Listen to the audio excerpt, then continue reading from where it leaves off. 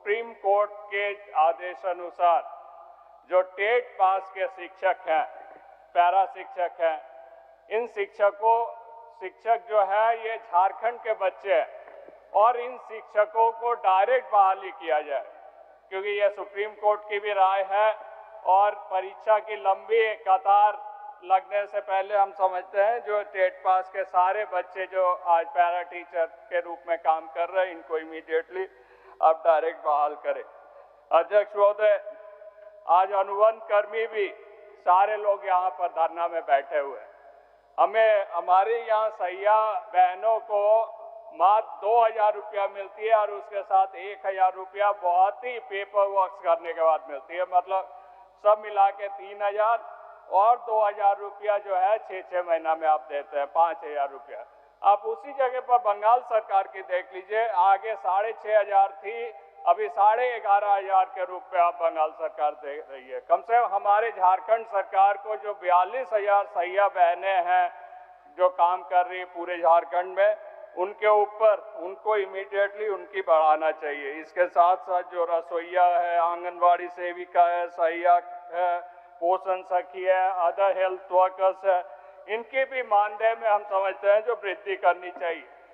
अध्यक्ष महोदय, मैं सरकार को धन्यवाद देता हूं जो 14वां सिविल सर्विस जो है जेपीएससी की, उसने इमीडिएटली पीटी की परीक्षा रद्द कर दी और मांग करता हूं जो सीजीएल परीक्षा आप अगर हाई कोर्ट के आदेश अनुसार उनकी बहाली किए हैं, लेकिन सीजीएल परीक्षा की भी जांच करते हुए उन एजेंसियों के द्वारा जितनी भी परीक्षाएं दी गई है सारे को रद्द करें।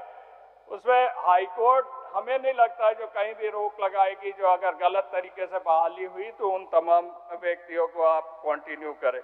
लेकिन अध्यक्ष महोदय, और एक बात, आप जेपीएससी जेएसएससी तो दूर, आप जैक की भी, झारखंड एकेडमिक काउंसिल जो 1 से लेकर आप परीक्षा लेते हैं 10 तक, उनकी ओएमआर सीट देखिएगा आप। सीबीएसई आईसीएसई में 2 पन्ना का क्वेश्चन पेपर रहता है, आपकी जैक की ओएमआर सीट 100 पन्ना की होती है, एक सब्जेक्ट की क्वेश्चन पेपर, और वो भी कलकत्ता जाती है, वो भी बहुत बड़ा घोटाला है अध्यक्ष महोदय।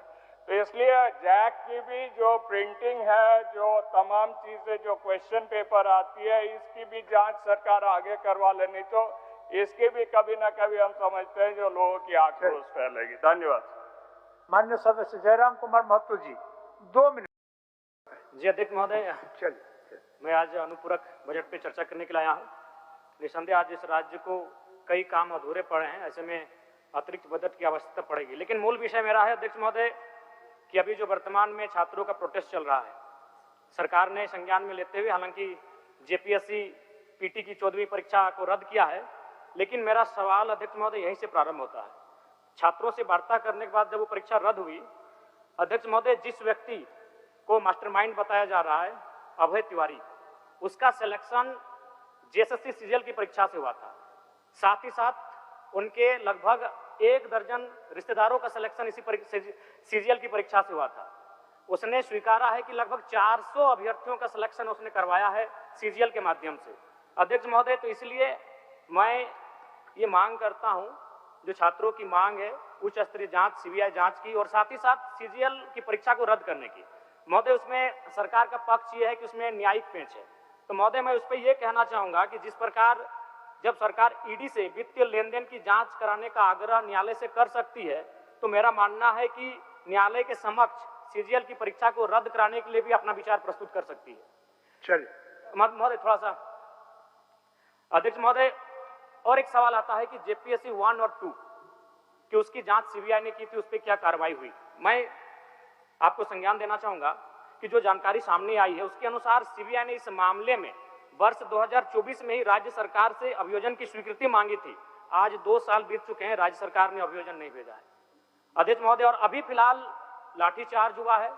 मैं आपसे ये मांग करता हूं कि उस लाठीचार्ज की जांच कराई जाए और जो दोषी आएंगे उन पे कार्रवाई की जाए। अध्यक्ष महोदय, समय है अध्यक्ष महोदय, 2 मिनट आप बोले तो हो गया है देखिए ना, अब जल्दी से करिए, माननीय सदस्य सरकार का उत्तर होना है। अध्यक्ष महोदय, ये बहुत ही दुर्भाग्य की बात है। एक छात्र कितनी मशक्कत के साथ तैयारी करता है, अपने गांवों से दूर होकर वो शहरों में पढ़ने जाता है, और महोदय अगर इसी प्रकार की हर एक परीक्षा में धांधली होगी, 40 लाख, 50 लाख, 60 लाख में सीटें बेची जाएंगी, बताइए आने वाले दिन कौन से माता पिता अपने बच्चों को पढ़ाएंगे?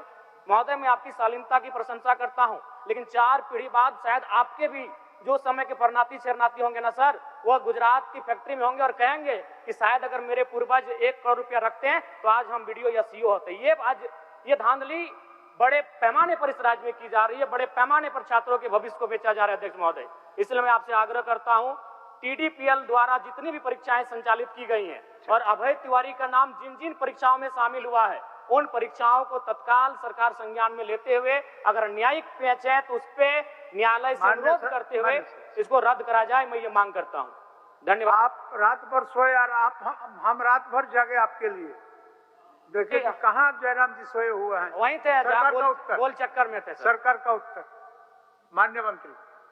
माननीय अध्यक्ष महोदय, वित्तीय वर्ष 2023